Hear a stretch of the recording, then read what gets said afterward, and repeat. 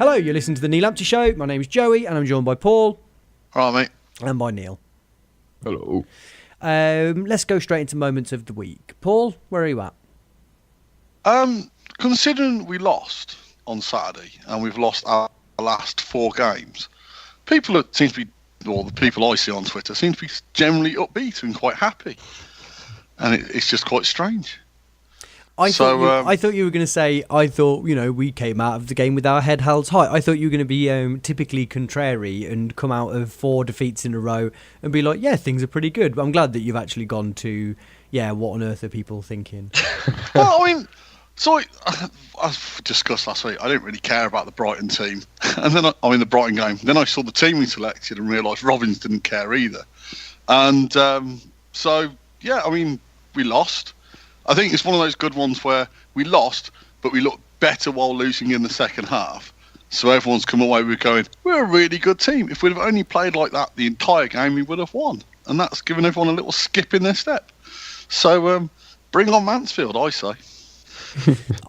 What got me, so there's a couple of things that happened through the course of that game. What got me was people saying afterwards, you really went for it at the end. I tell you what might have been nice, and I don't know whether I'm just being mega naive and overcritical. It might have been nice had he have gone for it when we were 2-0 down. Do you know, like early on, I just couldn't understand why we didn't change anything. It just looked like they were like, well, we're out of this one then. I think the problem is I didn't go and haven't really watched any of it. I've seen the goals and it's like, but this happens a lot. And we've seen it over the years where a team goes 3-0 up, they're clearly the better side, and they know they can just cruise to the final whistle, and they know they're going to win. And I wonder how much, Neil would be the better one to explain this, like how much that actually happened, where it's sort of Brighton won the game in the first half, got 3-0 up, and at that point it was like, now what do we do? While sort of, because it was our big day out, and because it sort of didn't really matter, we just kept trying till the end. So towards the end, we just looked better because we were the team that were physically trying more because it still meant something to us. While Brighton were just like, we've won. I'm not going to exert myself anymore. Probably about right, to be honest. I mean, we were less scared by the end. I mean, they went 3-0 up because we, for some unknown reason, had sort of boundless respect for them. It was just completely different to the game against Stoke and the game against MK Dons, who are both obviously leagues ahead of us, but we kind of seemed to go into those games expecting to not win but perform. We seemed to look like there was a confidence about us, right? And there was just kind of seemed to be in awe of them. And then it wasn't until kind of like you say, they took their foot off the gas, and we felt like actually it's not that hard to keep the ball. That we went for it a little bit, but a little, too late really. There was a point in the first half for me where it seemed like they were bereft of ideas, that they didn't know how to get the ball out from the back because Brighton had pressed so high. Not even particularly tenaciously, but just enough that they were really badly unsettled. But they also didn't feel confident lumping the ball forward because we weren't getting anything out of anything in the air. And it seemed like for a good 20-minute period in the first half, they were in this sort of mad limbo where they were just like, we literally don't know, like we don't know what our options are because we're like the second that the ball comes to us, we're just losing it, and then we're on the back foot again. I thought the organisation in midfield, and I think some credit to Brighton because obviously they were a Premier League team and they were much classier, but it did feel like you say, it was a world away from the Stoke game, which should have been comparable, shouldn't it? Is it though? I mean, we said it. Well, I said this last week. Stoke were a shambles. Brighton aren't. Brighton are a team who are relatively informed, relatively settled, and are three divisions above us at home. Would you not expect Brighton just to be far better than us until basically they decide no longer to be better than us? And I know you could say, well, Wigan, but Wigan you can say Wigan. But the thing is with Wigan is, you look at what Wigan have done this season, they've barely conceded all season, and they were at home, and they're a team full of confidence. You look at the team that we selected on Saturday, it was a back four that changed basically every single player who had played on the Tuesday night had either been replaced or moved along. So it was a really, really bizarre a midfield which Barrett just seems to be dropped into these FA Cup games, but doesn't really play in the league. And it's like you looked at the taking the goalkeeper in the front two out, and it's like that's not the Coventry City team I would recognise as being first choice. Like, you dropped Stokes, who's been your first choice left back for the majority of the season, for Haynes, who hasn't started a game in months. You brought Hyam in for only his third or fourth start of the season, above McDonald, who was your first choice regular. So, and then as I said, you brought Barrett in again for some unknown reason. You played Shipley in the centre midfield, who's probably done that 3 times in his professional career. I looked at that team and was like, I don't expect that team to look coherent. I don't expect that team to click straight away, because that isn't a team that we played a lot of. Sorry, go on. So I just think the comparison with Wigan is Wigan played very much a settled side, and they're top of the table, and they're flying. We played a really disjointed side, having got lost 3 on the bounce. It didn't surprise me that we lost comfortably at Brighton. My only problem with that, and I'd like us to sort of chuck the moments of the week out very quickly so that we can move on to this, is that what you're saying is fine, but in that case then the cohesive team wins every time. And I just think I think it is more complicated than that. And I think the point that Neil's coming on to, and that I certainly would say, is I just thought the attitude was all wrong, one way or another. And I'm not being overly critical. I sympathise to an extent because Brighton were good. But what you're saying is absolutely right. But it doesn't account for the fact that Brighton were also hugely changed. Lacadia played his first game for them, and that they made other changes in there. And actually, some of their players, Knockout could have damaged us an awful lot more. He looked tremendously out of form. I didn't think, having looked at it, that it needed to go down in the way that it did. And actually, the last 10, 15 minutes or so demonstrated that it probably didn't. And that that all is mentality. Because I think whilst theirs switched down a little bit, ours switched up. And you just thought, well, we probably could have done that earlier on. And I think there was probably a way that tactically we could have better dealt with them. And that plays into what you're saying. But anyway, I'm rambling on. Neil, your moment of the week. My moment of the week. I went to Brighton, so that was good. My moment of the week was beforehand. I went to see the seaside, and it was so sunny and lovely and nice and weird sort of atmosphere for me pre-football game, because I'm very, very sort of transport, make it to the ground, watch game, go home. I don't really make days of these things, so that was really quite nice. Just going to Brighton, enjoying a few drinks, having a really sunny day, and then it was all really good up until the game, really, and then it kind of petered out. But up to that point, I had a really nice day. So ultimately, as a day, as a weekend kind of thing, that was nice to do. Have you been Brighton before? I've been Brighton, never actually been to the stadium, so that was a new one for me. I just think it's. I really love being by the seaside, and I really like being in the city. And I just think there's not many places better than Brighton for just being like, oh, wicked, I'm in both. It's such a.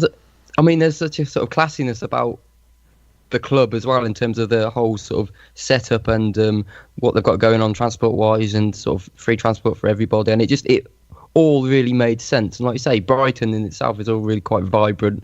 You're by the seaside. Everybody is reasonably happy. There's obviously mobs of Coventry City fans singing ironic songs all the time, but other than that, it's quite fun. But yeah, I just actually a note towards Brighton as a sort of as a setup, which I just thought of pretty good, really. I mean, the ability to obviously you get the transport for free, travel within a certain area to the ground. I mean, getting to the ground is far easier than getting out of it. I think everybody kind of rams in at one time to try and leave, and that was a bit of a nightmare. But as far as the sort of logistics beforehand go, it was probably one of the most seamless journeys I've ever had. So yeah, I was quite impressed, really, the whole sort of setup.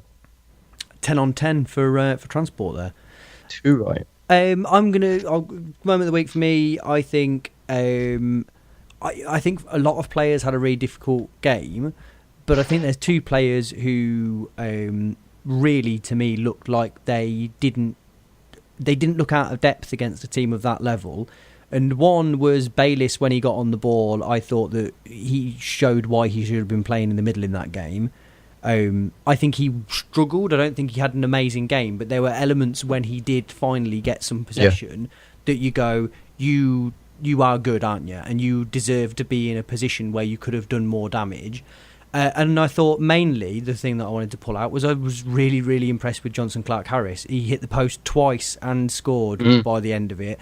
And I disagreed with him playing because I don't think you should tamper with McNulty and Biamu at the moment because I think it's very unfair on both of them given the form that both of them are in. But that without wanting to go too wild on a player that I've only really seen that once, I just thought he looked physically like he was very capable of dealing with the Brighton defenders.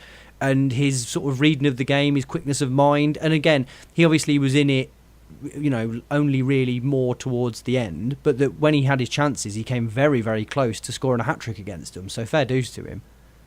I think the sort of temptation is to kind of compare him like for like with Biamu, which I don't think is quite right. I think even aerially, Biamu still offers you kind of a better ratio of winning the ball. But in terms of just being able to handle yourself and just really, really deal with him, because he's a big bloke, really sort of strong bloke as well, which it was odd. It made it sort of strange to see why we didn't seem too sort of confident in terms of getting the ball just to his chest almost, just letting him kind of hold it and see what he could do. Because I think as a sort of a real sturdy option up front, he showed that he's got something there for us. And it was it's very hard from where my position, which was behind the goal. I always find behind the goal a tricky one to kind of gauge the match, and I don't really feel like I was able to kind of spot all the things I would not do normally. But you could see that he was starting to grow into the game, and he certainly. I think we've got someone there. We've got someone. Maybe he's had injuries recently, which have kind of stopped his progress. But I'm quite keen to see how he can get on now. I mean, the only tricky thing is obviously we have broken up yet another kind of element of a team that was working well, and you kind of wonder how much of this might be beneficial to him, but whether it's actually beneficial to the rest of the team as a whole. It depends, doesn't it? Because whatever we think of Biamu, he's still only scored one league goal, and I think McNulty's only scored one in open play in his last 5 or something. So bringing a new striker in isn't, I agree. I do like the dynamic of Biamu and McNulty, but in terms of actually giving us goals, there's probably no harm in trying someone else. True. I mean, we've had this conversation before, though, haven't we, in terms of what we're actually valuing. And before, it may have been only McNulty scoring goals, but as a team, we were winning as well. And then you kind of see whether having an extra player up front, having an extra mindset in that team, does that disjoint things? Do certain players not get the same feeling from him? I mean, I'm getting really sort of deep into personal sort of relationships here, but it's kind of, it is a thing. It's like players, they don't have the same sort of freedom when they're playing with him, because he's also a really vocal bloke as well, and you don't know how much that's going to kind of impact people. He's a bit of a whinger. He gets on people's nerves, and I know we've got Doyle in the middle, but there's different types of whinging, isn't there? There's kind of different types of expectation on players as well. So it's all up for grabs. I mean, we do probably need to. That's what Robbins is doing at the moment. He's trying to find that winning formula again. I mean, the issue he's had is he's probably caused half of this himself by disjointing the winning formula earlier anyway. And that's an interesting one for me that I wanted to ask Paul more than anything, because I think you have a particular eye for this sort of thing. But it feels to me, and I'd ask you to sort of give your version of it, that this team has been, you were starting to hit that point where you did know what the first team was, and it feels to me like that was tampered with before it had started to break. Is that fair? Yeah, I mean, it's really strange. The back four has had injuries, but it's only really had 2 injuries. It's had Tom Davis and Grimmer. Now, the Grimmer basically put Dion Kelly-Evans there. I know he didn't have a particularly good game, but you could have kept him there and then kept 3 of your strongest back 4 in terms of Rod, Willis, and Stokes. So I think just bringing in Hyam out of nowhere, just that has disrupted that. In midfield, Doyle's got injured, but Doyle got injured at the same time that Kelly came back. So he could have just kept the midfield pretty much as it was and brought Kelly in and played them alongside Bayliss. And I know he did that for the game against Accrington, but you could clearly see that Bayliss wasn't in form. But it's the wide players where I don't think he's settled on that for a while. You look at the right winger, especially the right winger has changed every game for probably the last 8 or 9 games, and it's Bayliss is out there, then he's back inside, and it's Devon Kelly-Evans for a game, we win, he gets dropped. It's Vincenzi for a game, and then Maguire-Drew got half a game against Accrington, then he got taken off at half-time for Vincenzi, who then started the next game, and then Vincenzi's dropped and Bayliss is put back wide right, and you're like, well, they're all very different players as well, aren't they? Yeah. Yeah, and the thing is, it's so without sort of defending Dion Kelly-Evans, probably the person he needed least in front of him at Accrington at home was probably Maguire-Drew, who's probably out of that lot the most attacking winger we have, in terms of he is the player who doesn't track back the most. So that the dynamic on the right, we don't have a dynamic on the right. On the left, he's probably got better options, but again, he hasn't settled on one of them. Or one of the players he has settled on, is Barrett, is someone I've still yet to see. But every game, people seem to get more and more frustrated with him. And you're like, well, why not play Haynes on the left wing and have Stokes at left back against Brighton? Why is Haynes now 4th choice left winger?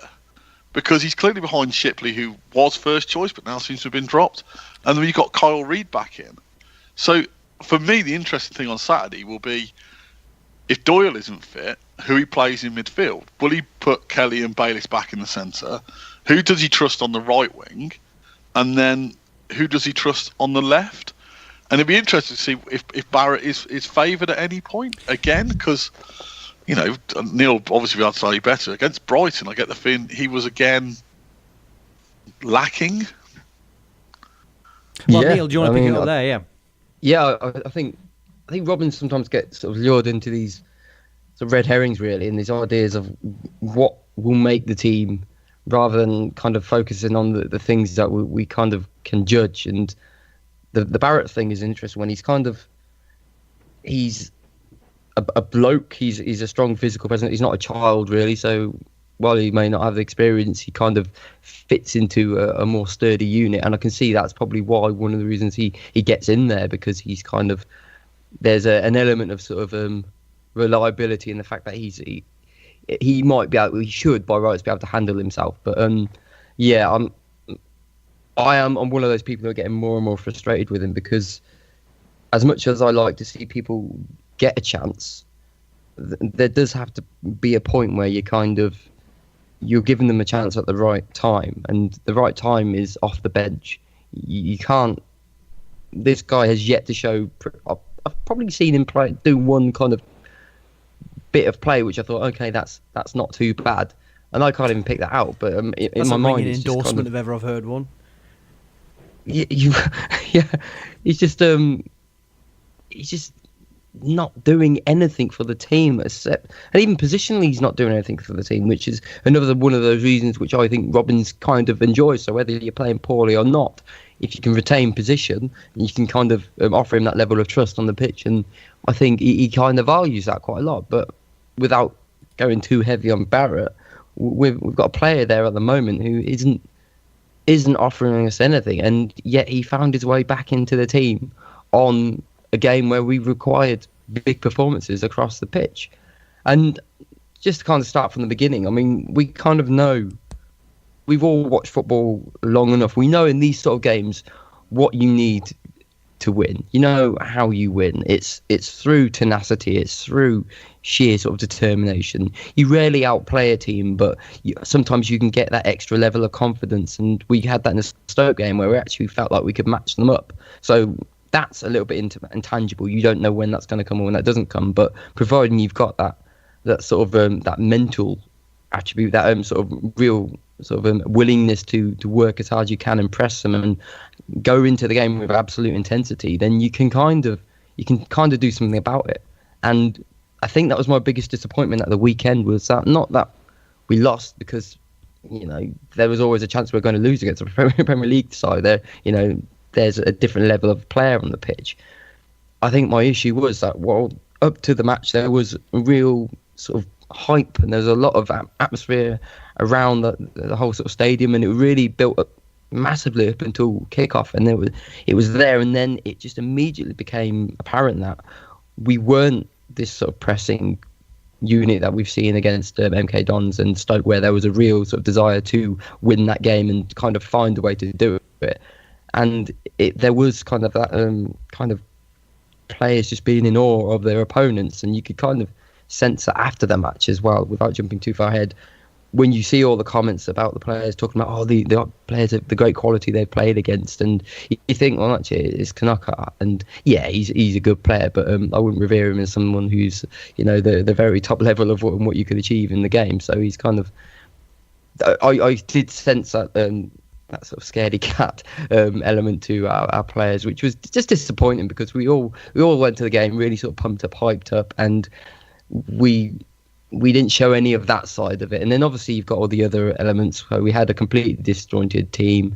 We had Haim in place of McDonald, where I think most people would suggest that if you've got the opportunity to play Willis and McDonald together, you do that. I mean, the only other thing I think that could be maybe he knew that he wasn't going to get to play Grimmer for the whole game, and he had some sort of tactic in mind to kind of deal with that. And obviously you've got Haynes playing left back instead of Stokes, and it just, there's no comfort in watching that team and feeling, okay, yeah, you know what's going on here. There was just sort of zero trust with any of the little combinations throughout, and it's just that made it hard for us as fans, because we didn't really know what part of the pitch we could kind of like I say, trust the players to do what we expected of them. We weren't playing a particularly good passing game. The long balls weren't going up to what we're used to, which is Biamu, who tends to win a flick on, and you know, we've got something to work with. It was just very different.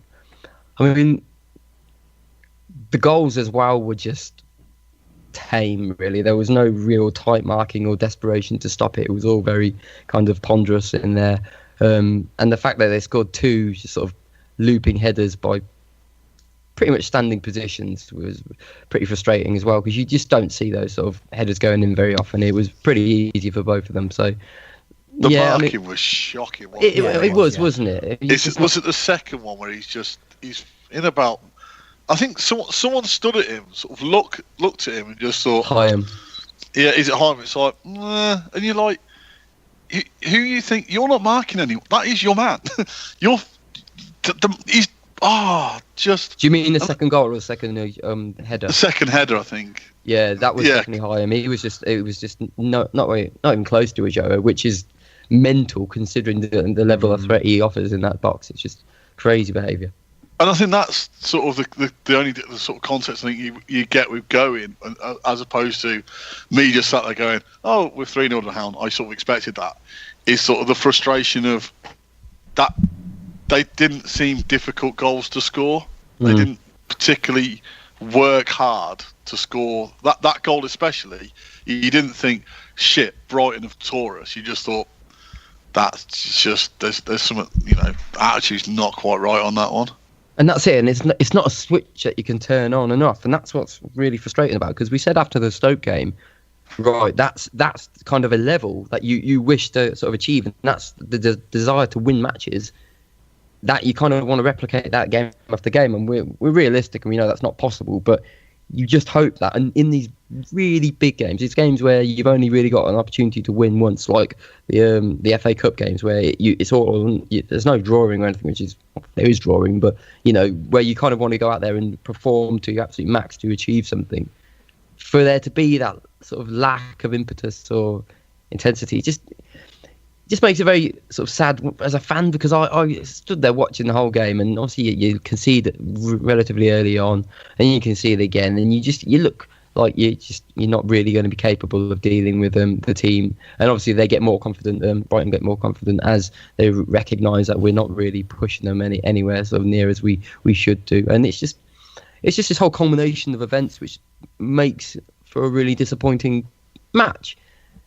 And you can't be too disappointed in the sense that you've lost. So I think if anybody beforehand, you sort of say, well, you're going to lose today. Okay, fair enough. You know, we've had a good run. But it is always down to kind of context and the nature of how you've lost that match. And especially also backed up by the fact that we've lost 3 in a row as well. And you kind of think, oh, maybe this could be a little bit of a good distraction, a positive distraction, where we have an opportunity to kind of rekindle some confidence again. But actually, even though we came back into it in the second half, and we got the goal, and we did, fair play to them, they did rejuvenate themselves a little bit and become a bit more potent in their ability with the ball. I don't know just how much that is going to sort of transcend matches and go into the next game now, because that will be just so different, and it's just I don't want to discredit the run, because I think it was good for us while we were kind of garnering confidence from it. But the moment that you lose that way, and then it's also compounded by the fact you've then lost 4 in a row, suddenly the mindset is completely different, isn't it? And I think that's my issue now, is understanding just how damaging that 4th defeat in a row becomes. Whether the mindset in the team is that's almost broken things up and they're starting afresh. You don't know how they're going to react, but I do worry a little bit now, because from what I saw at the weekend, we're now at a point where we're almost, from team selection wise, we really are starting afresh. There's no saying who's going to play where at the weekend, and that at this stage in the season, and we've certainly seen this before, that spells trouble really. If you don't know in February, when you really do need to start kick on getting results, if you have absolutely no idea what your first choice team is, then you have issues. Well, that's the thing, isn't it? I mean, we've got 14 games to go, and we've got 14 cup finals, and it's like, calm down, we don't. We have 14 league games to go. Some of them might feel like cup finals, but you can't put that sort of thing on it already. So we are looking at tonight's results, which have sort of gone in our favour with Exeter and Notts County losing. We're still only 3 points outside the playoffs. However, you see teams like Crawley, who have come from nowhere at Christmas. I think they were 10 points behind us. Yeah, they're a team who are flying and seem to be pretty much organised. Mansfield, where we're going on Saturday, they've lost once at home, and I think in their last 4 home games they've scored 14 goals. They've lost 2 of their last 20 overall. Yeah, so Mansfield are absolutely flying. We're going to Wickham, who are flying, and you're like, that's not to say that in 14 games we can't get to that point. It's just, at this moment in time, literally any team could, I don't think we could name, between the 3 of us, we would probably all name different 11s, and none of them would probably be the one that starts on Saturday. And I agree, I think perfectly, Neil, that's my issue at this moment in time, is just the fact that we don't even know our centre-back partnership, or our central midfield partnership, or even our strike partnership that's going to start on Saturday this far into the season. And that's not, okay, you could sort of say that's down to injury with Doyle missing and Davis, but there is worry there that there is nothing, there's no partnership at the moment, which you can sort of say guaranteed that's our starting partnership in this location. So, yeah. The one thing, so I agree with all that. I think there has to be a concern there, because you can, if you have injuries, you can almost replace like for like in many situations, and you don't disrupt things too much. Obviously, we can see that, and things are completely disrupted at the moment, and we're pretty much kind of throwing players at the pitch and hoping that it's going to magically turn into something that we can trust. I mean, one thing I don't think we can do this at this point, and we can kind of speak from experience on this, is I don't think we can start counting down in the sense where we're looking at results and points and teams and all that sort of stuff, in the sense where we're writing ourselves off already. I mean, if you all remember that Mowbray season, which I'm sure everybody does, we, at this point, started counting down the losses, and then it wasn't until that point where it was almost mathematically impossible that we started winning again. And then we got to almost the last game where we still had the chance, and it's kind of those runs. We need to be creating those. If we're not capable of winning in those sort of that amount of games, there's no point worrying about playoffs anyway, because you're not good enough. You need playoff form to get to the playoffs. So these idea that we can't, people saying, well, we've got to win 8 games. yeah, you've got to win 8 games. If you can't win 8 games, then don't worry about it. It's not going to. You'll be beaten in the semis, won't you? Yeah, you won't get exactly. You won't get There's to the no final point. anyway. I mean, there's no point considering it anyway. I mean, the fact of the matter is, we're so attuned to not expecting things from this team that we kind of expect almost that.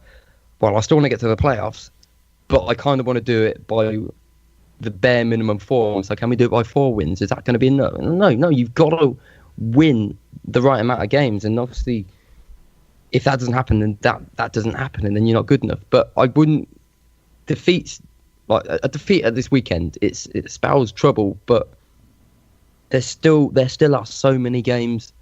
That one thing I don't want to do is just write things off, draw that line. That's it now. That's it, because at this point in the Mowbray season, we were doing a similar thing, and actually we came so close to going up in the playoffs, and we had to get to like end of March before we started winning again. So there's still so much that can happen, and so many other teams that can hit their bad form, and they will do. They can't all be flying to the end of the season. They've got to play each other and stuff. They're going to have knocks and stuff. So it's just about whilst being demanding, but also not kind of just giving up immediately. And I said the exact same thing last week, but there's a nuance there that I'm trying to get to, and I don't think I've quite articulated it, but I know what I'm trying to say. The problem is, it's a difference between us fans and the players. Yeah. Now, sort of, on the flip side, having looked, basically, to get in the playoffs, we need to get around 70 points, which is 8 wins from here, 7-8 wins. And as you say, they've got to hit that form. Whether or not they can hit that form is unanswerable. That's what they've got to do. I just think that I think we've got 6 of our remaining games are against teams who are currently above us. So those are games where, to some extent, you could say we can't lose. We could probably draw. But even then, you're putting pressure on everything else around you. The main important thing is we have to start winning. And Mansfield away isn't the game you'd want to start winning in. But, again, it's a momentum builder, isn't it? You beat Mansfield away, you start showing to everyone, not just the fans, but other clubs, that we're back in this promotion charge. We are a team to be feared. We're a team to be looking at again. Because you look at above us, Notts County have lost again tonight, Crewe Exeter have lost, and you're like, Notts County are dropping, but they've got 8 points on us. Yep. So that they're a team that we can overhaul, but only if we win our games, and we've got to start doing that. And the thing is, you can't keep putting this off. We can't go, oh, Mansfield's difficult, therefore we'll put off to be, because Wycombe's difficult, and then after that is Lincoln's difficult. I think we've already learned that there's no such thing as difficult now in this league, because we're finding Forest Green difficult. I mean, it's none of that. We can't really take that into account, can we? Well, I think you can and you can't, can you? Sort of what you've got to accept is, or are we happy for a draw on Saturday? If Robbins went out there and basically played 2 banks of 4, sat, and were like, if we get a 0-0 draw out of this, or we sneak one on the counter, that's great, but our main policy today is not to lose. Is that acceptable?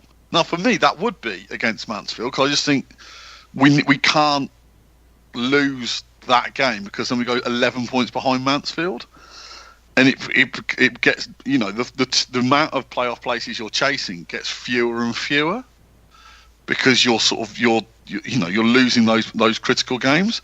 But there again, I look at the squad we've got. My concern at the moment is I still don't know where goals are going to come from, and I'm still not sure.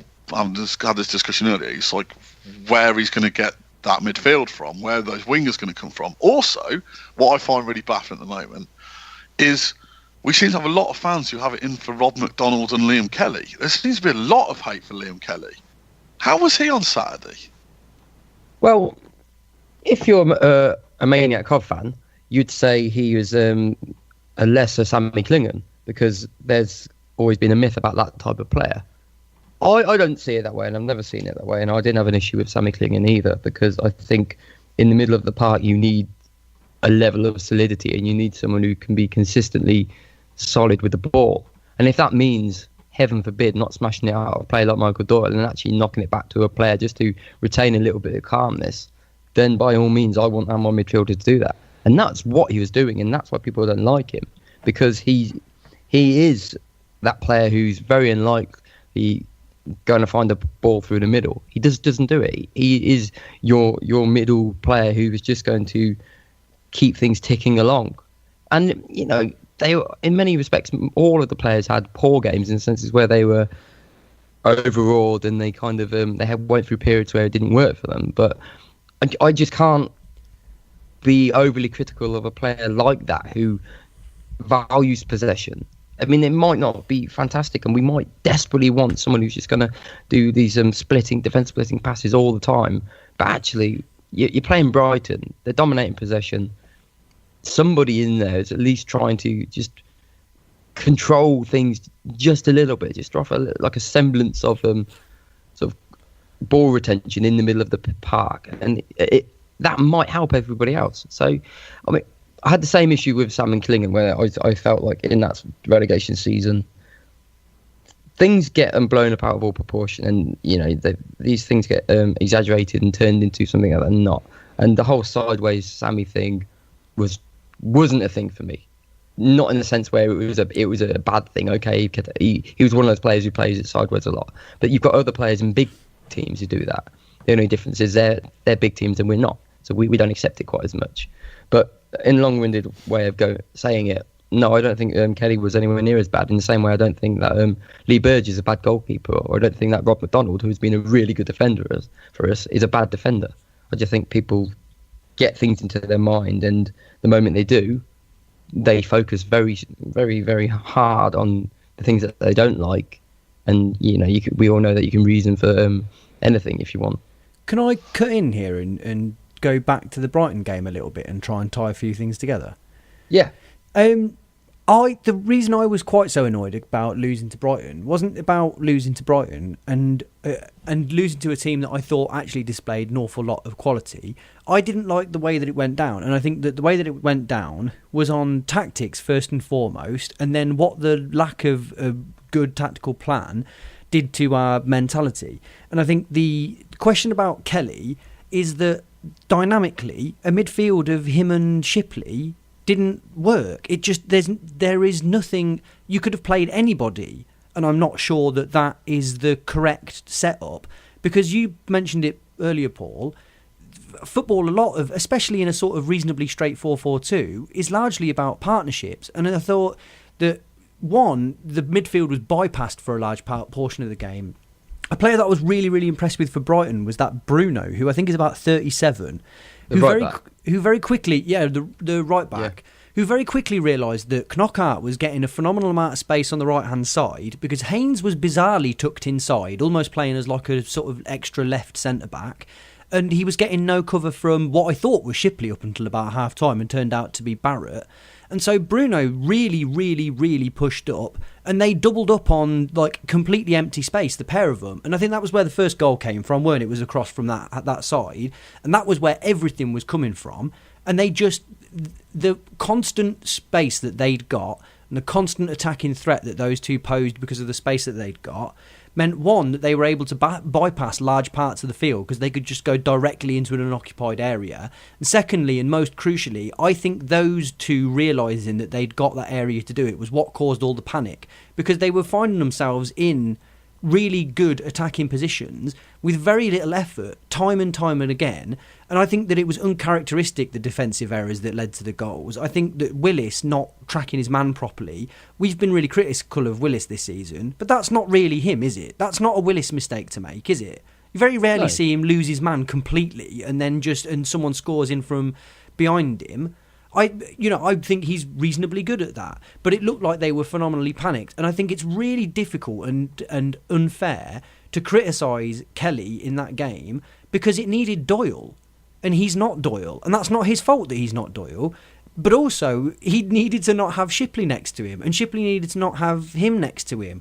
And all the way through the team, there were no partnerships, not even just in the sense that they hadn't played together recently, but that you just wouldn't have put them together under any Barrett looks like someone that we can't get our head round, albeit that it's early days. I'm not I'm not entirely sure. He doesn't seem to be an attacking threat in the sense that Maguire-Drew is clearly a player who's forward-thinking, but he didn't offer any cover to Haynes whatsoever. And you could see Haynes becoming really exasperated as the game went on by the fact that he was offering so little. And I think that Haynes, his sort of inside position, was born out of the fact that he was so scared of what was going on that he felt like he had to be like last line of defence to a certain extent. And I just think that I thought for the first 5 minutes we were quite tenacious and we were trying, and that I think they worked us out really quickly. And the reason I'm so annoyed with Robbins over it is that I can't believe he didn't read it quicker and do something to change, especially with that issue with, he could have just told Haynes, you've got to get out there, and you told Barrett, you've got to drop back and actually track Bruno, but he didn't do that. And he also, at 2-0 down, he didn't make any moves to make us any more forward-minded or do anything that took some of the pressure off the defence by bringing on a third central midfielder so that they'd got more, at least they'd got somebody to pass to in the middle. He just didn't do anything. And I'm really, really worried that what happened is a bit of a Mowbray thing where he fell arse backwards, because I've been whinging all season, albeit that I've got to be careful because I've not been as much recently, but that I've been whinging all season about the fact that whenever I see us, it looks like we haven't really got a game plan. And I'm worried that he fell arse backwards into a team that was Biamu coming into form and McNulty finally getting some goals, and that it kind of it clicked a little bit there, but that he doesn't actually, that wasn't because he wants a team to play a certain way. It just so happened that they were the players that he picked that week. It worked all right, so he picked them for a few weeks, and now he's got Johnson Clark-Harris, so he kind of wants to throw him in. And actually, I'm going to play Jordan Chipley at central midfield. It doesn't smell like a game plan to me. It doesn't smell like there's any tactical thought behind it. It just seems like a lot of stuff going on, and that's the big worry for me.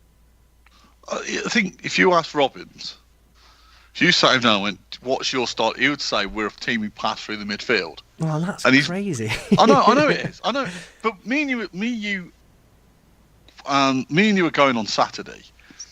And I'm telling you now, the best part of our play will be when Biamu's on the pitch and we punt it long at him. Yeah. Because that's where we're at our best.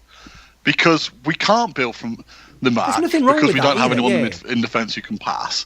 And we can't build through the midfield because we don't have that much quality in midfield. So we're at that best. Like, you look at the goal we scored, basically it's a punt into the box that their player can't deal with Biamu because he's under pressure. The ball goes back to Clark-Harris, who scores from 12 yards out. And you're like, that's where we're at our best. You know, Biamu being basically frustrating to defend against, creating space for someone else. You just wonder if we had settled wingers, whether or not more balls into the box from wide would actually help Biamu, if not score, but again create more chances for others. But yeah, Mark Robbins mentioned it numerous times that we're a passing side, and you're just like, we're not. We're clearly not. We're at our best. Either we're at the best at the start of the season, where we were a counter-attacking side who absorbed a lot of attacks and then basically unleashed Jones and the Duck, and then we went for a spell where we were clearly best punting it long to Biamu to cause havoc. Let's hope that he sticks with Biamu. But I think also goes back to what Neil said last week. I think to some extent, I had a look at, I think it was Mansfield. I think Mansfield has signed one player in January. They signed about 50 in the summer though, I think, didn't they? But in January, they don't seem to have. They've got a settled side, and they haven't disrupted. You know, you can sign a lot of players in the summer, but they're not messing around with that now, are they? I think that the guy they've signed's made like a couple of sub appearances, and you get the feeling with us. It's like he signed Barrett, and it's like, well, you haven't decided if either of them are any good yet. But you haven't even played them together or one-on-one wing. You look at all the stuff when we signed Barrett, apart from everyone calling him an absolute genius, we were lucky to have him, it seemed like he was a number 10 type player, or at worst a right winger. And he's only played on the left wing. And you're like, are you even sure why you signed this guy? What you sat there in January going, we need players. Jody Jones was brilliant because he had pace and could carry the ball. So what I'm going to bring in, I haven't bought any replacement for Jody Jones. And as you say, when we talked earlier about the right wing situation, it's almost like he's got 6 wingers and they're all very, very different. So each time we play a different winger, we're playing a different style of football. And you're almost like, well, you've got to choose now. What's your system going to be? What's your team going to be for the next, like, we've got a difficult week next week. It's an extremely difficult week. We play the team that's currently third, the team that's currently fourth, and the team that's currently seventh. How are we going to get through that minefield and out the other side with potentially 9 points, but at pure best 5 points, but definitely no worse than 3? The thing is, we totally can, and it is difficult. But Neil, you made a really, really good point about the sort of the varying level of nature of difficulty and whatever else. But there is absolutely no reason that we shouldn't. We beat Luton away, and I know that we've had all sorts of crazy results this season, but they are by no means insurmountable games. And if he's done one thing this season, he has set us up to play better teams and come away with results. I am absolutely convinced that we have got the quality and the ability, and ultimately, if we don't do it, there's massive questions over why not, and I think it's massive questions over Robbins. I know I've made some comment about Robbins on Saturday and got pouters for how dare I criticise him, but it's not beyond us. And how can you allow it? How can you accept the idea that we wouldn't, at the very, very, very least, not be in the playoffs this season? The kind of the apathy about it. I'm reaching Neil levels at the minute. The apathy about where we're at the minute is mind-boggling to me. The idea that Robbins is still some sort of like messiah, and I'm not saying that we have to go and sack him immediately, but the idea that he's untouchable in the state that we've just lost 4 games in a row. We've had the double done over us by Accrington and Forest Green Rovers this season. We've scored no goals all season, which is fine, except we've now not got that amazing defensive record that we had. We've had injuries, and I think that has massively played a part. But enough that we'd still be 9th or whatever it is. Yeah. It's not good enough. No, you've got to treat football, especially management nowadays, in the context that every other team treats it. You can't just... And I'm the first person to want a manager as a person, and I recognise kind of the importance of the personal side as much as the ability to kind of place players correctly on the pitch. I mean, there's a lot more to management than that. But by the same sort of token, we are the biggest club in this league by a long shot. We've shown, yeah, exactly. I mean, and we've shown up until this point in more than enough games that we dominate most teams. I know recently it's not quite been the same, but even when we were losing games, we were the dominant side. There wasn't a clinical nature, and I put a lot of that down to kind of lax and almost at times it being too easy. And I know that's a bit of an anomaly, but I do honestly think that's sometimes a thing in football where sometimes it is just you're having so much of the ball and the play that you kind of a little bit, a chance is going to come along again, and then before you know it, you let one in, and then the panic sets in, and then you don't win the game, and that has happened a lot to us. But ultimately, Coventry City in League 2 has to go up. You have to be one of the very best teams in the league. Top 3, that was the target. Got to be. And given the way things have gone recently, it makes it very difficult to achieve that. But bare minimum, make the playoffs.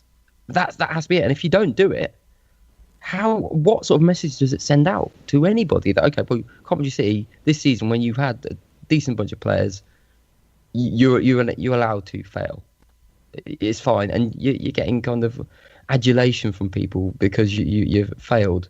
And that's not to say not to support him, but recognise that there's a tension there, and it needs to be there because he needs to feel the pressure to achieve the season. Because if it gets to in a month's time, and we've got no chance of going up, and he's still getting all this support from the fans and all the players, just think, they don't really care, because that's where the impact comes. If they think there's no pressure for them to achieve the season, then what the hell are we all doing here? This is a question for you. How many times has Mark Robbins managed from the start of the season till the end of the season? Oh, go on, tell us. 4. Right, okay. That seems like quite a lot, which is, it's very sad. I was going to say, in football, modern day, does that... But when considering he's been a manager for about 12 years... or Again, 10 years. that seems a lot. Yeah, it still seems a lot to me, bearing in mind that You the average reckon? life cycle. I The average thought that life was cycle is quite- probably a year, isn't it? People are getting sacked all over the place, Yeah. aren't they, nowadays? They are, but I suppose I was surprised just because of how long he'd been a manager. And you just assume that a lot of managers get, I suppose, yeah, maybe manage. But the end of the day is, this has been my thing with Robbins all along, is he along with Coventry and all the players, apart from you could argue like people like Tom Bayliss, who just happened to have been with the club, and it's not their fault they're a League Two player. But the majority of that side, and I include people like Jordan Willis, are League Two players because that's where they've ended up. And no one's plucked them out from League Two. So they're playing in League Two. Mark Robbins is in League Two because he failed at Huddersfield, he failed at Scunthorpe, he came back to Coventry as a relegation threatened side, and he got relegated with us, and he's a League Two manager now. And it's down to him to prove that he's better than League Two, that he should be managing at a higher level. And at this moment in time, he's in charge of the 10th best club in League Two, with the lowest scoring side in the top half of the division. And it's down. He's got 14 games to prove that he's better than that. Now, I wouldn't sack him in the summer because I don't think that's. I think he deserves another season at it. I think we have a all right squad. I think he's built something. My issue with him is I agree with what Joey says. I don't really understand what his style of football is or what he's trying to achieve. I also, as we discussed earlier, I don't understand some of the decisions he makes with his wide players and things like that. But at the end of the day, I think he deserves next season. But I completely agree with both of you in the case of that doesn't mean that I'm happy not to finish in the top 7th. In fact, I think it's pretty much disgusting that if we don't finish in the top 7. My worry is, looking at it, I don't think we will finish in the top 7. I don't think this team has it in them to win enough attritional games to get promoted. And I looked at the result over Wycombe when we beat Wycombe 3-2, and that was, for me, the best performance I'd seen this season from the team, because they had to win every single part of that game to win that game. They had to be the better football team, but they also had to outlast Wycombe, and they did that. But I look at teams like Wycombe, and Wycombe do that every other week. We've done it once this season where we really had to fight for it, where we haven't been sort of just clearly ahead for 80 minutes. And it's like, that's where they've got to show next week. Next week, in those 3 games, they've got to show that they can fight to get this team on this club out of this division. And some of that, as we discussed on Twitter the other day, is going to come down to whether or not Mark Robbins has the attitude and the balls, basically. I knew you were looking for a word better than balls, weren't you? But yeah, I was. That's what it comes. That makes it sound like it's only a man thing. But what I mean is, it's that he has to take risks next week. He has to go out of his way. There will be points next week where you're like, we need to shove Rob McDonald up front and basically pummel these for half an hour or 20 minutes. We've got to win corner after corner. Big mantra of mine is basically we have to build up pressure. We have to make teams worry for it's like 10 minutes that we're going to score. It's not 1 minute or 5 minutes, but literally like pound them. That's how we're going to get out of this division. We've got to score probably as many goals as we've scored this season already again in the next 14 games, or near enough, damn it, to get out of this division. Because we're going to have to win some games 2 or 3-2, come from behind from 1-0 down and win 2-1. Those are the things. And Mark Robbins has got to show that he has that in his locker, that he can come out and make a team win games that they're not winning. What if he doesn't show it? Where's the culpability lie then? If in those games he doesn't show it and we end up finishing 12th? You mean? Did you go to the Valley the day where Chris Coleman should have been sacked? No, I was in a basement playing guitar with my band. Oh, okay. Yeah, I came out and then found out that we nearly got relegated. I was quite blasé about the whole situation. I thought that was never going to happen, and then I heard what had happened, and it sounded absolutely appalling. There were a lot of people and I wasn't one of them at the time, and I accept I was wrong. There were a lot of people who were like, he's got to be sacked.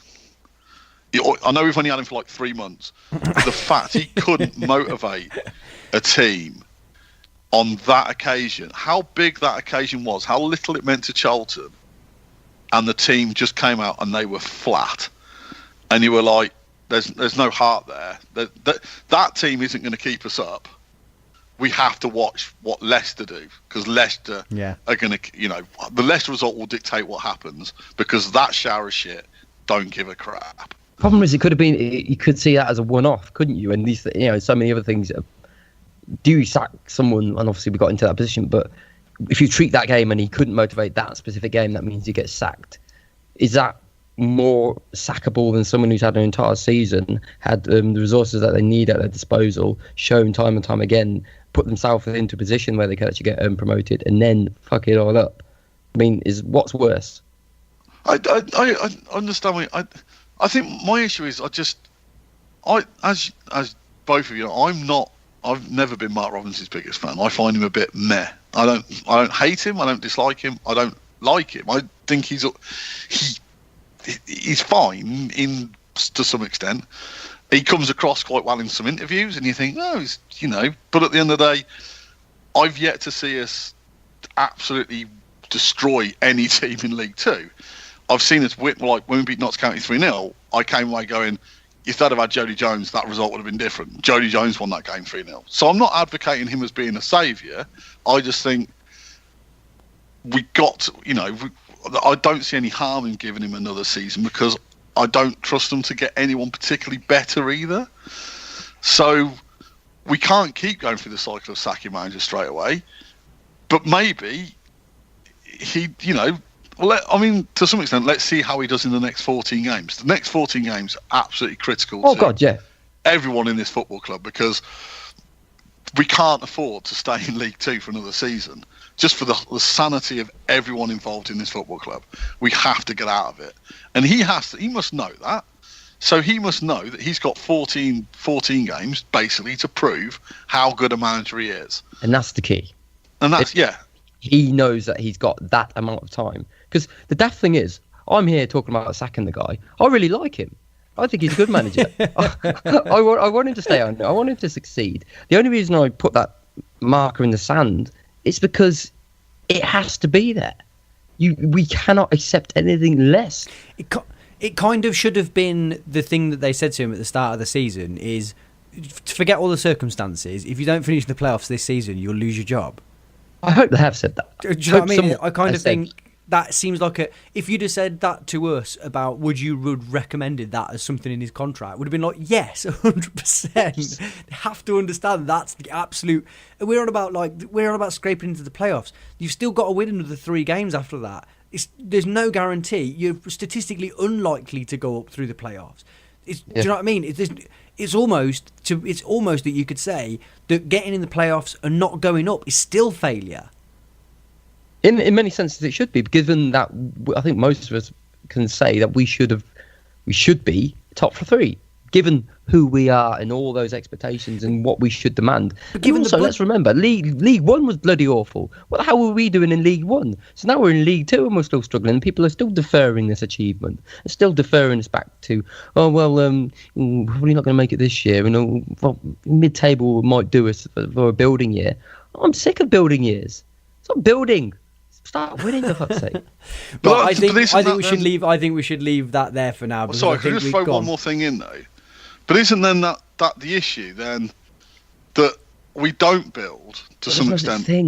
No. The thing is, there is such a thing, isn't it? Accrington have built year on year under the same manager and are now 3rd. Wickham have built year on year under with success. With relative success, but they're still in League Two.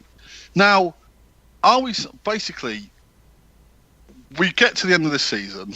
This isn't one more thing, by the way. Pardon? This isn't one more thing, by the way, but carry on. It sort of is. We get to the end of the season with this team and with this squad. A lot of these players are on 2-year contracts. So we either bring in a new manager who wants a whole different new squad, or we give the squad to Robbins if we don't go up and say, look, you've still got probably 8 or 9 of your first team from last season. I think we have to accept that Bayliss is going to move on because he's way too good for League Two. McNulty's a difficult one. I mean, he could literally end up at the end of the season with the same amount of goals he's got now, or 20. With McNulty, it's going to go one of those two ways. And then, so McNulty might go on to bigger and better things. The other players we like Biamu, I don't think Biamu's shown any reason why a League One team would touch him. People, as I said, like Stokes and Willis and players like that, they were here, they've come down with cough. People knew they existed and no one's bothered. So you're probably going to have the majority of this first team available for Mark Robins next season, and people like Vincenzi and other people he signed. So surely it's sort of, well, you've given yourself a platform in the summer, not like the Tony Mowbray year where you were like, that team isn't your team, that team's going. You've got to rebuild for next year because the way you've done it. Oh, you've also released the players you could have built round because you're a twat. It's like, Mark Robins, you've got this squad of 9, basic 9 first teamers. You can then add 5 more, 6 more to that. How are you then going to take this forward? And you get the feeling that maybe that would be better for us to have this as a building year if we don't go up and accept that as a building year. Do you honestly think that's a legitimate platform, though? Do you think that platform works when you've got essentially that team who should have been going up automatically has fallen away so dramatically by the end of the season and there's been absolutely no comeuppance? Do you think that's the right level of culture for the club to say, actually, no, next year it's going to happen? Or do you think does that just not set a tone, completely the wrong tone for what's going on? But what tone have we got at the moment? The tone at the moment is you either get promoted or you're fired. Yep, and good tone, thanks. I'll have it. Yeah, but the thing is, we've had that for the last 5 years. We really have not. Well, you don't think... I think it's difficult, isn't it? Because you sit there and the amount of people who've still grown on about the Premier League, and it's like, yeah, but we're not a Premier League club anymore. And you go, so we couldn't beat Forest Green. But Forest Green are a legitimate league. They're in our league. They're a team that we play twice a season in the league because we're a League Two side. Yeah. And we're going to get out of League Two. But at the end of the day, unless we splash a load of cash, we're going to have to do it in a different way. Now, Mark Robins has built a team up to this point. Now, whether or not you think it should be in the top 3 is up to you. You seem to think it should be. That's fair enough. He's built a team. I demand that he should be. I'm saying that he hasn't built. I'm saying this club. But look at that. The thing is, it's like every team will think that because every team wants to get out of League Two. So at the end of the day, sort of maybe it wouldn't be the worst thing in the world if we didn't go up this or we didn't finish in the playoffs. And we gave Mark Robins next season, and we become a better team next season, because that's the other option. It's just maybe we're going to be a better team next season once we've got this basis of players, and then we can build on top of it.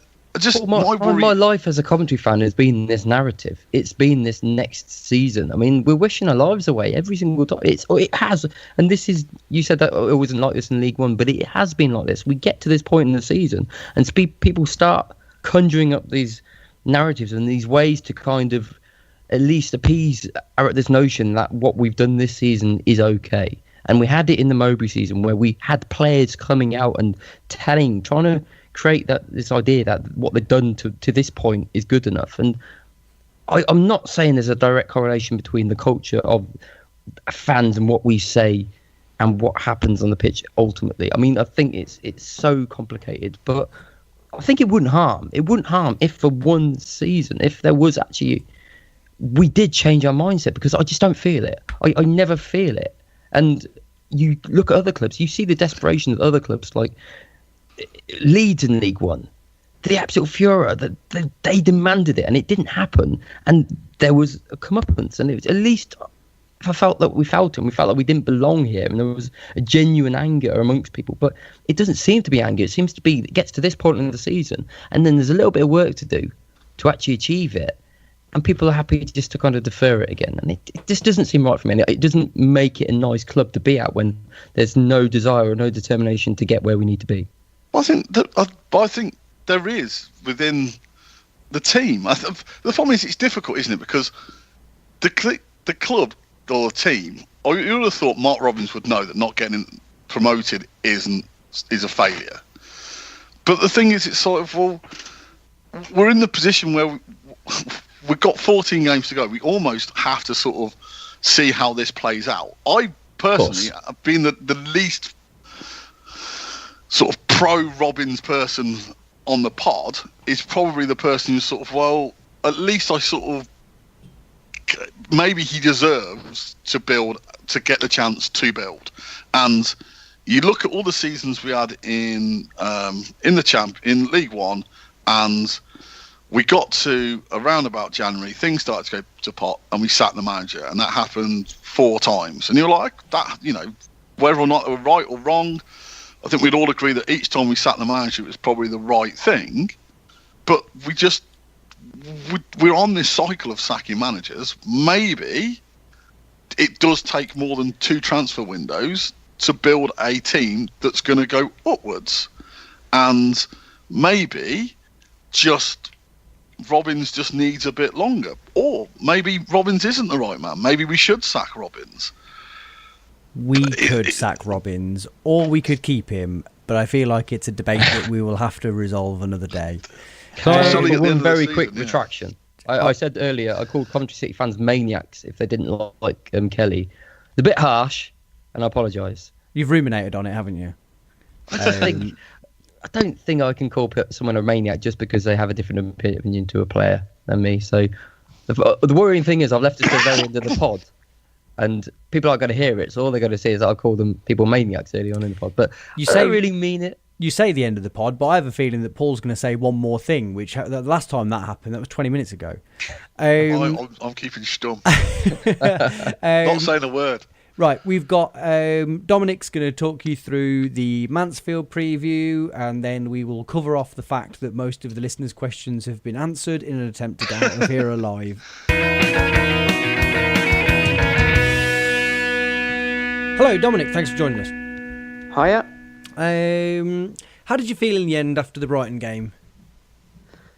It was one of those, like, it would have taken something special probably to win it, and we just weren't at it in the first half. We might have come back into the game a little bit in the second half, but Brighton didn't really have to do anything once they were 2-0 up. I mean, it could easily have been a real embarrassing result, and it was only just slightly wasteful finishing from Brighton that there was a difference, which is kind of what you expect from a Premier League game. At least we got a goal. At least that was something for fans to celebrate. So, just forget about the FA Cup this season and move on. Yeah, it was really demonstrably a Premier League team against a League Two side, especially in the first. I thought the first 5 minutes or so wasn't so bad, and then it very quickly descended into, that it was going to be difficult. Thinking about Saturday, the main question here, why am I, and I'm going to need you to read my mind, obviously, why am I strangely optimistic?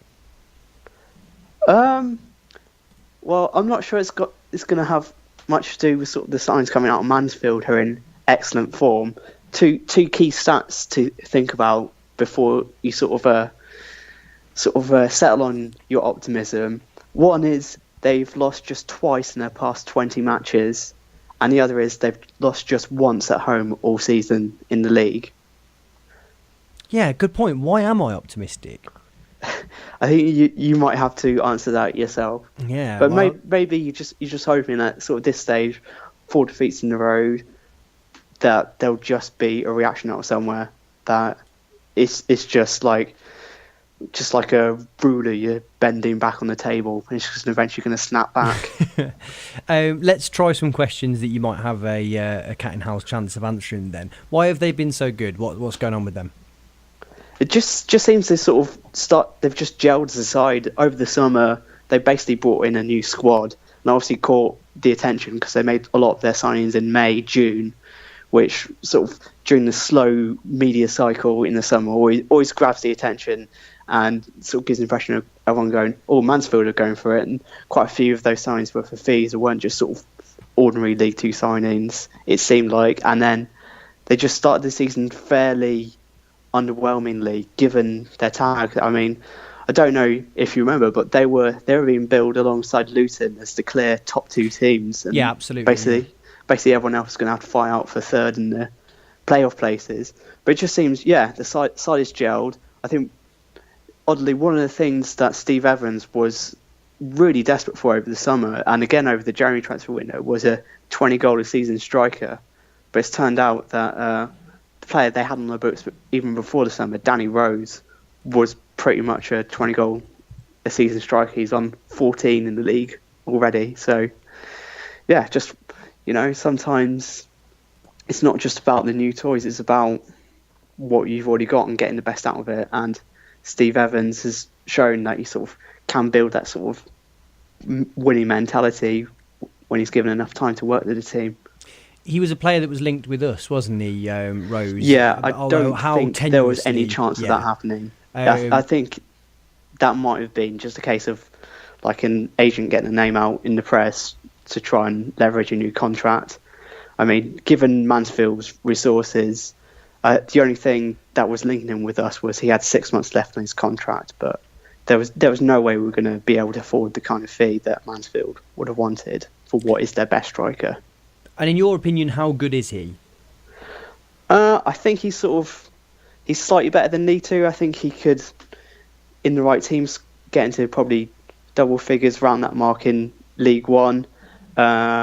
He's a mobile striker, but he's quite good in the air. He's sort of just a very energetic player, makes things work, got a bit of pace, good finisher in the box. I'm not sure he's got the potential to go right up into, say, the Championship, but a very good League Two striker and probably a decent League One too. The other two players that they've got that ring a bell to me, one Jacob Mellis and the other Paul Anderson. Is Paul Anderson nearly getting to the point where he's past it, or is he still an able performer in this league? And what about Mellis, someone who should have had a much better career, really? Yeah, so starting with Anderson, I think injuries have really sort of stalled his career. I remember sort of when he dropped down to Bradford from, I think, Ipswich, it looked like a really good signing, but he never got going. I think he had a seasonal injury, and he was let go by Bradford at the end of that season. They went to Northampton, didn't really get going there, and then at Mansfield, he's sort of been decent. He's sort of a hard-working winger. He's played at right back a couple of times as well. But yeah, a decent sort of League Two, League One-ish player who early in his career was looking like a good Championship level winger before injuries derailed him slightly. Jacob Mellis, I think he's someone who the talent today is sort of a very rangy midfielder, likes to drop deep, get on the ball, but can also bring it forward well. But it just seems he's sort of one of those players who games will pass him by and just maybe never had the right mentality to harness his talents. But on his day, he's an absolute Rolls Royce for a player, especially at League Two level. And who else should we look out for out of that squad then? So one player who really caught my eye back at when we played them at the Rico was CJ Hamilton, who's just a really pacey, direct winger, and he absolutely tore Jack Bremer to shreds in that game. We've also got Alex McDonald, who, again, if you remember the game in the Rico, he scored an absolute screamer to win the game. And oddly, he's a winger, sort of another sort of pacey, nippy winger who can sort of really sort of close opposition defenders down. He just likes to sort of play an all energy kind of game. He was playing in midfield intriguingly, but he did fairly well there. And then I would also say up front with Daniel Rose is Kane Hemmings, who, again, neither of them are sort of particularly either a target man, and Kane Hemmings was sort of their biggest summer striker signing. He was supposed to be the player scoring like 15 to 20 goals. I mean, he had scored sort of around that mark for Dundee in the Scottish Premiership a couple of seasons ago. So there was high hopes, but I mean, his goal scoring hasn't really been a feature of this season. He's on 8, which is pretty good, but it's just his sort of pace and running really sort of stretches teams. And it can be a bit of a problem for us as well. Sort of under goal kicks, I've noticed a few times this season where if the ball is almost kicked like too high, too far for our defence, we just seem to get caught out of position sometimes, which is a bit of an odd one, and we're sort of caught in a turn, which Mansfield did quite a lot against us back at the Rico. And then at the back, they have a lot of really sort of physical, experienced defenders. We've got David Murphy in there, Xander Diamond, and Reece Bennett, who can be an absolute brick wall, especially if you want to play a bit more of a direct game against them. So there's sort of a lot of physicality, a lot of energy about Mansfield. Diamond and Murphin specifically are about as Steve Evans League Two defenders as you can get, aren't they, really, for me? Given that it is a Steve Evans side in League Two, is there much value in explaining how they're likely to set up, or will you surprise me? I mean, they do like to go direct, but it's what I describe as sort of the good kind of direct, where you're sort of getting players around long balls, around runners, sort of pinning teams back, using the flanks well. And they don't really have a target man to use, so they're not just going to lump it forward at every opportunity, but they're going to be physical and in your faces kind of direct. Very good. How about what are you going to say as a prediction?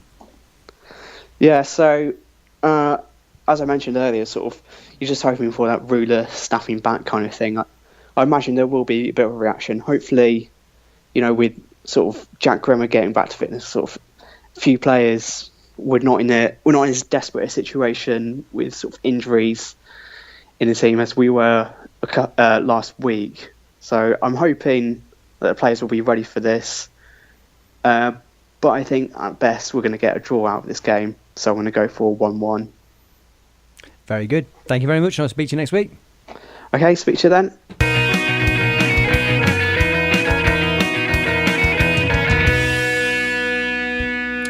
Okay, thank you, Dominic. So that's his Mansfield preview. Yeah, we have got some listener questions, but the questions are around, should yet another manager be sacked? That was from Mike Smith. Does Liam Kelly know something we don't? That was from Ian Cooper. Are we safe from relegation yet? Scott Keane. And yes, how many games before our season is officially over in terms of promotion prospects? Which I do feel like we've covered ad nauseum, albeit that we didn't preload the questions in front of them. Thank you very much for those questions. Keep them coming, and we will answer them as in-depth as I have just done there in future episodes. Do we have any of the businesses before we wrap up? No, I just think sometimes it's good to debate these things, and these things go around in our heads, and sometimes they're not actually what we mean. Yeah, and I think that's part of why it's quite cathartic and nice to do this, Yeah, isn't it? exactly. I mean, God knows it's not for the sake of anybody listening to it, which is palpably untrue. It's not a monetary thing either, so it's got to be something. Yeah, it's not all about the t-shirts. Remember to buy a t-shirt when they come back available. Okay, right, let's wrap this up then. Paul, thank you very much. Cheers, mate. Neil, thank you very much. Cheers, boys. Listener, thank you very much. Bye.